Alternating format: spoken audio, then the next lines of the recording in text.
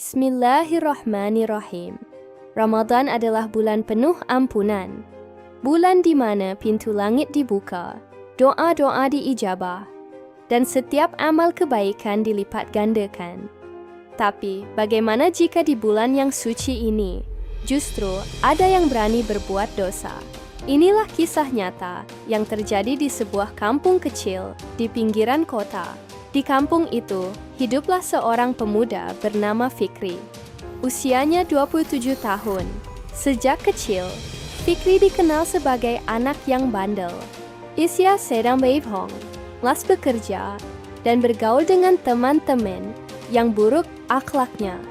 Orang tuanya sudah sering menasihatinya, apalagi ketika Ramadan tiba. Namun, Ramadan tahun itu menjadi Ramadan terakhir yang benar-benar mengubah hidupnya. Hari pertama puasa, suasana kampung begitu damai.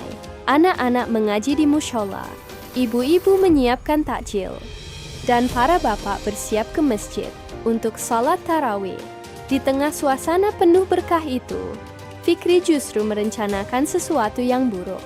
Ia tahu, setiap malam Ramadan, warga kampung akan pergi ke masjid lebih lama dari biasanya.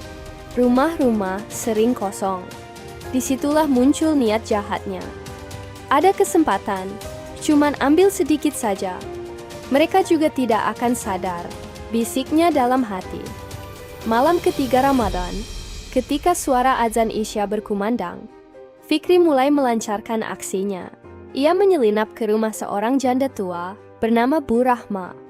Bu Rahma dikenal sebagai wanita saleha yang hidup sederhana. Ia berjualan kue untuk menyambung hidup. Fikri berhasil masuk melalui jendela belakang.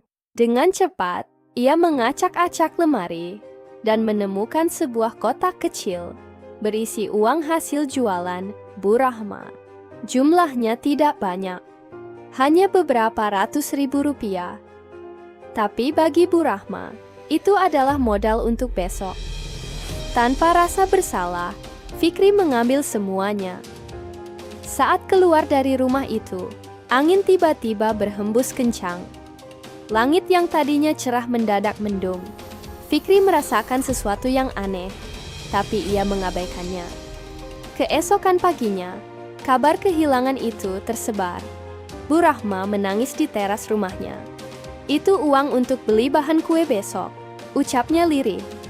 Warga kampung merasa iba. Mereka urunan membantu. Tapi Fikri, ia hanya menonton dari jauh, pura-pura tidak tahu. Namun sejak malam itu, hidupnya mulai berubah. Hari kelima Ramadan, Fikri mulai merasakan panas luar biasa di tubuhnya.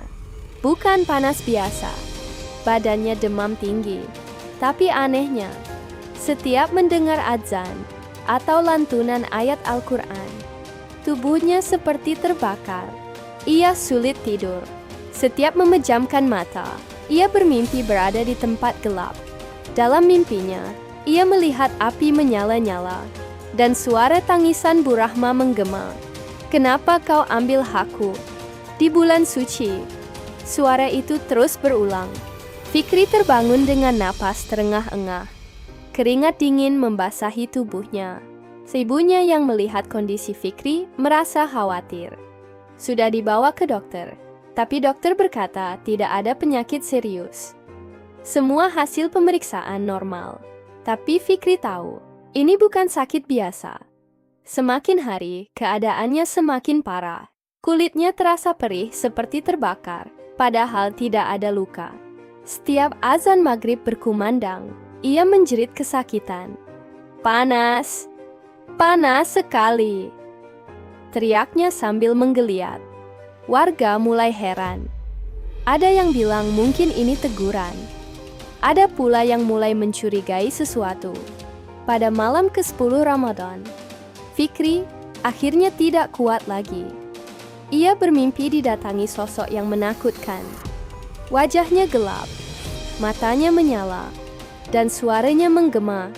"Di bulan penuh ampunan, kau pilih mencuri. Di saat orang berlomba ibadah, kau ambil hak orang lemah." Fikri menangis dalam mimpinya. Ia melihat tumpukan amalnya kosong, gelap, tidak ada cahaya sedikit pun. Tiba-tiba ia terbangun sambil menjerit keras. Ia langsung memanggil ibunya.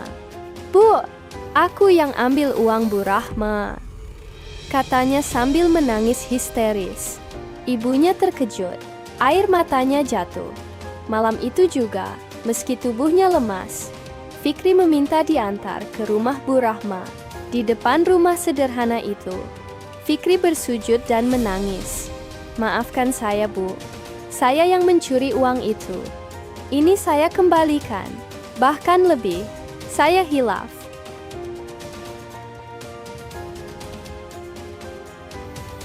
Malam itu, untuk pertama kalinya selama bertahun-tahun, Fikri menangis dalam sujudnya.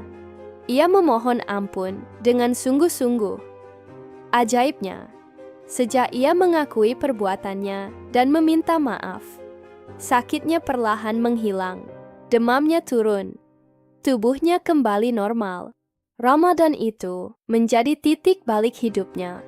Ia mulai rajin salat berjamaah, membantu Bu Rahma berjualan tanpa meminta imbalan, dan menjauhi teman-teman buruknya. Warga kampung menyaksikan perubahan itu. Mereka percaya apa yang dialami Fikri adalah teguran keras dari Allah. Ramadan bukan hanya bulan pahala berlipat ganda, tapi juga bulan di mana dosa terasa lebih berat jika dilakukan dengan sengaja.